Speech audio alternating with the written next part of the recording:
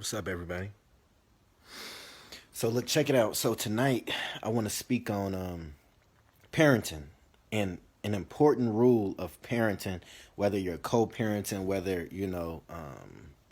it's co-parenting, no co-parenting. Y'all live together, y'all together.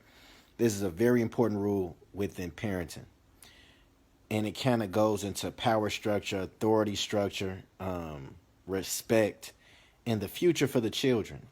So what I want to speak on is when you're in front of your children. So say one parent tells the child not to do something or to do something. Never negate that parent in front of the children. Go behind closed doors, away from the ears and the eyes of the children.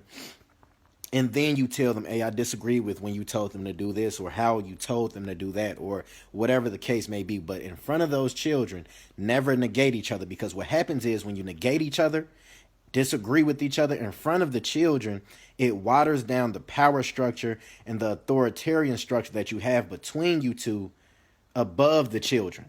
So if one person tells the child, hey, don't do this or to do this, and then they immediately get negated by the other parent, in that child's subconscious, they're like, well, this parent must have more authority than this parent.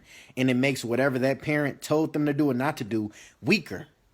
And what happens is now the child's mind, okay, well, they're not in solidarity. They're not, everything is supposed to be whatever daddy says, mommy says, whatever mommy says, daddy says. You don't have to second guess. It's no asking mommy this, she says no, then going to talk to daddy and he says yes. It's none of that, because they understand whatever one says, the other says. They stand together within parenthood, whether they're together or not together.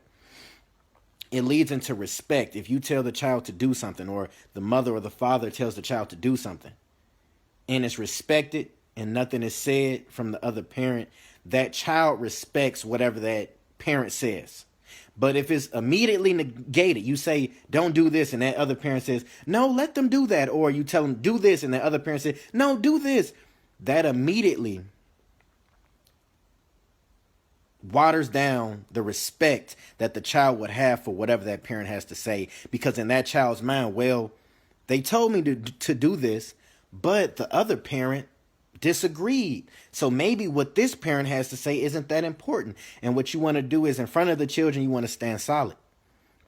You don't want to disagree in front of them, behind closed doors. Hey, listen, when you said it like this, whatever you said, I didn't like how you said it, or I didn't like when you told them to do that. But we're parents, and I didn't want to disagree with you in front of the children. It's a respect thing. People don't understand that. It's a respect thing as well. It's not totally respect thing. It's also for the future. Sometimes I got kids that wild out when I'm not, say if I'm not around, kids are different with different people.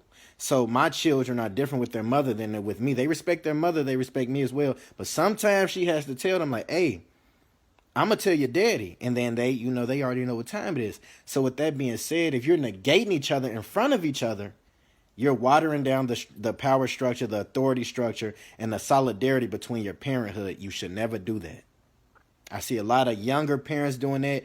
And what happens is a lot of people, if they didn't have a proper parent structure in front of them, they do that. Or some people only had one parent, so they never had to respect the opinions of two people. Whatever one person said, that was law, because they didn't have two parents. So some people don't understand this rule because they never seen it in action. And they can't look back on it and say, well, this is how my parents did it.